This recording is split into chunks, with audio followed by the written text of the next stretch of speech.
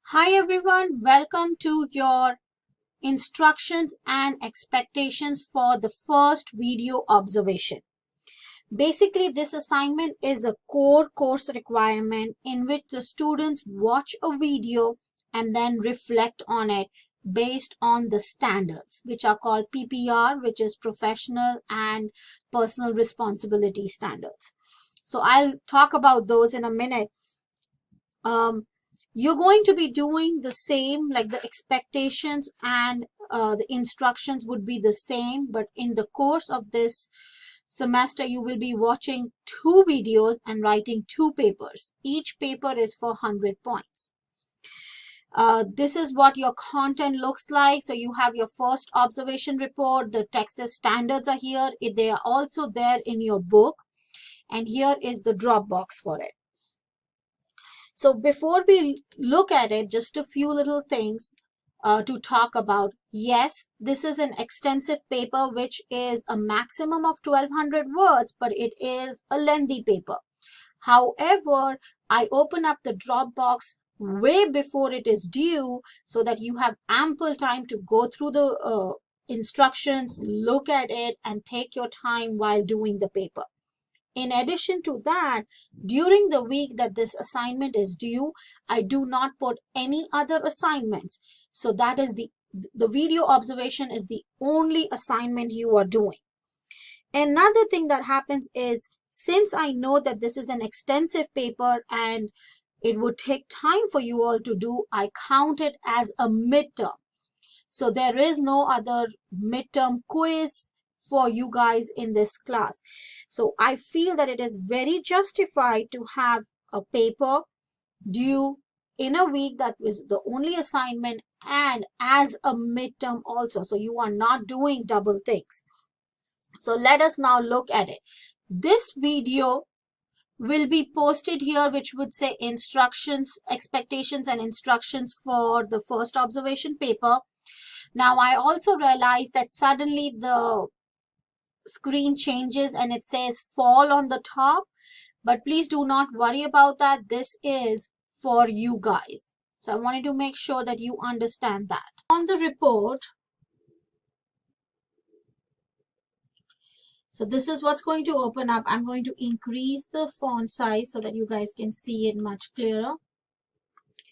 So here is what you have in observation. So the first thing is you're going to give the grade level range for this field report, which is already kind of given here. It's a 6th grade math class that you are going to be observing, which is a video observation for a real classroom.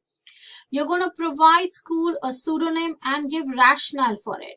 So even though you are going to look up data for a real school, you are going to provide it with a fake name and provide a rationale for it. Make sure your names are appropriate. But you will provide a rationale which is just to see your creativity. And the rationale for having a fake name is we keep information about school students confidential. So it is getting you in that habit. Now, I know quite a few of you are not education majors, and so I'm going to discuss that also while we are working on this. But this is a core requirement, so everybody has to do it. You are going to use the TEA website, which is the Texas Education Agency website, to look up the data for one of the Wichita Falls ISD school. This is a 6th grade math, and so when you're looking at the data, you're going to use McNeil Middle School. So you click on this, you select campus report, you go down and you put McNeil. When you put McNeil and you search, you're going to see McNeil Middle School in Wichita Falls, Wichita County. You're going to view the report. When you view the report, you're going to know about whether it has met standard or not met standard and all the academic achievement. Now, you can choose another school, but I would highly recommend just choosing McNeil Middle School. Then when you go down, the main page that you guys are going to be working with would be this page, this one.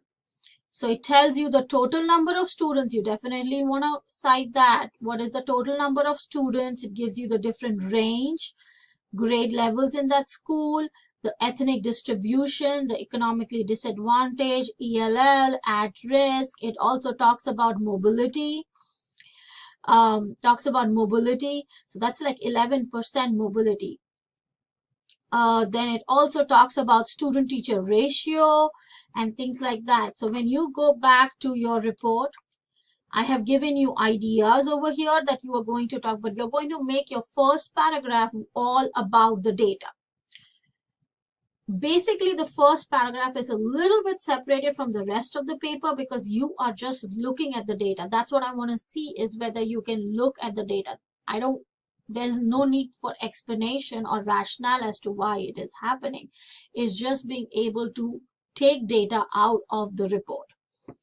So this is what you're going to do for the first paragraph. For your second, third, fourth, and the fifth paragraph, you are going to look at the standards. They are in your book and page number is given. I have also uploaded a PDF of it and I'll show you the standard in a minute. What you are looking for. So you're going to make connection between three things. First, you are going to literally explicitly write down what you were looking for. I don't want the number of the standards. I want the standards itself. You're going to write that down. Then you're going to have a paragraph that is going to have examples, specific examples where you saw this in the video. And then you're going to have a paragraph on how does it help you. Now, one thing to remember is that needs to be specific. You need to link it to a specific learning skill, idea. If you are an education major, this link becomes easier, but I really want specificity. If you are a different major, like a nursing, respiratory, radiology, or anything else, I still want you to relate it to your career. So if you relate it to education, you're going to lose all your 5 points there. It needs to relate to your career. In the past, students have done an awesome job in this section. They have really picked out core skills, ideas, learning from it. And so that's what I want you to focus on. This paper is going to make you think. But every time you watch it, there is going to be something or the other that you are going to be able to get out of it. So that's the same thing about respect and rapport. So now let's look.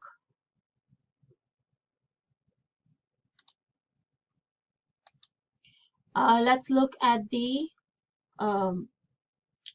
standards. So I'm going to show you the standards here, and you can use this PDF or you can use your book. So when you go down the standard, this is your content and pedagogy. You don't have to do all of them. You can pick and choose which ones you want to do, but you want to write the standard down. You can, if you write exactly what it is, remember to have quotes, but if you paraphrase, that is fine. But there needs to be a paragraph, a concise paragraph that talks about what you were looking for, and what you were looking for needs to be connected to the examples. I'm going to give you an example here. For content and pedagogy, sometimes students talk about greeting at the door. Well, greeting at the door is not content and pedagogy. Content and pedagogy is related to how does the teacher is planning instructions. This section is what the teacher should know and what the teacher can do in the classroom. So you can pick and choose from any ideas. Like how does the teacher exhibit appropriate knowledge of the subject? This is not talking about saying hello or building rapport or anything like that. This is about the content and the pedagogy or the teaching of the content. Variety of pedagogical technique used, like it could be anything. It could be technology, manipulatives, hands-on, group work. What is happening is, so you need to read these carefully. Let's go down and look at, here it is environment and respect. Here is environment and respect, and this is what you have for environment and respect. So you're going to pick and choose for environment of respect and rapport. Then you go down and you are going to see communication. Here is the communication standard. So they are different. Please keep them different. Is communication standard is one example that you've used. Think about it. If that example has multiple things, how you are going to put it for the next one. if you are using it. I'm hoping and I'm pretty sure you're going to get multiple examples. So let's talk about the last one that we have is the student engagement. Here is the student engagement. And so you have lots of things that you can talk about in student engagement. So I'm going to go back to this and make sure I am clarifying more things. So here what we have is, so for every section, you're going to write down what you were looking for, provide positive examples. And now I understand that there could be something that you feel the teacher is not doing right or anything like that, but you're going to avoid rating the teacher. You are going to try to figure out positive examples for it. And then how observing this component will help your teaching. You can use teaching, your career, your learning. So if you are a nursing person, I don't want to see anything related to education. This is how the students will learn in the classroom. Relate it to your career. Education majors, no general statements. Take a specific skill, take a specific learning out of it and relate it to you. You can relate it to your college life also, and you can relate it to as a parent, as a guardian. You can relate it whichever way you want, but general statements will not give you a grade here. And then the last one is your conclusion. And this is just summarizing your learning. This is a more of an open-ended place for you guys to talk about reflection. And maybe here you can talk about is what something would be uncomfortable, not uncomfortable, maybe basically would not be conducive to your learning. So this is where it is. And here is the grading scale, 15 points for your introduction, grade, level, and all those. TA statistics is 10 points, so be careful about that. Your content and pedagogy, all of these are 14. What you are looking for is 3 points. If I don't see it, you don't get points for that. Positive examples, be specific. Explaining how this will help, relate to a specific skill, learning, connection. If it is not specific, you lose points here. And then 3, 6, and 5, once again, your conclusion is 4 points and you have 20 points for your overall work and another 5 points for the word limit, specificity, effort. So look at the 20 points. A cover page is basically a cover page which gives the course number, your name. You can have a picture, a quote, or something like that. It is, you are getting into the habit of doing formal papers. That is one of the reason. Use correct spelling, grammar. I wanna do this, do know, IDK, OMG, those are not formal writings, okay? 6 bold headings, maximum of 1200 words. Is the overall report clean and easy? If you have the whole report as one big paragraph, you are going to lose full 10 points easily because they need to be readable. You need to have sections. You need to have specificity. It should be maximum of 1200 words, not more than that, the whole paper. You have a rubric. That is your rubric is what are you looking for, positive examples, and how will this help? Have paragraphs, make it readable and clear. 1-inch margin, 12-point font, double spacing, single spacing, 1.5 spacing, whichever is your choice.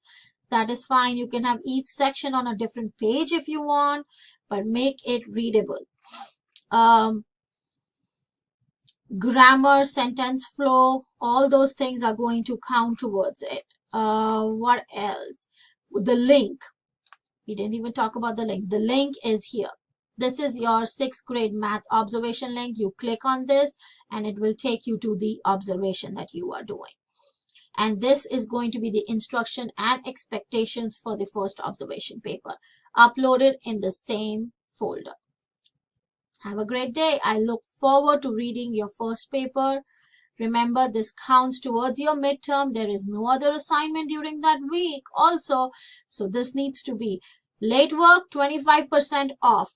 If you have computer problems, issues, or anything, it is going to be 25% off because you have over a month to work on this paper. So Be sure that you submit it on time, otherwise it is 25% off. All right. I also have Turnitin linked to this, which checks for plagiarism. 30% or above plagiarized work will not be graded, not given a makeup, and receive a grade of a 0. So it is not a copy paste, it is your work that you are doing. Have a great day, and if you have any questions, don't hesitate to post on the course question discussion board. I look forward to reading your papers.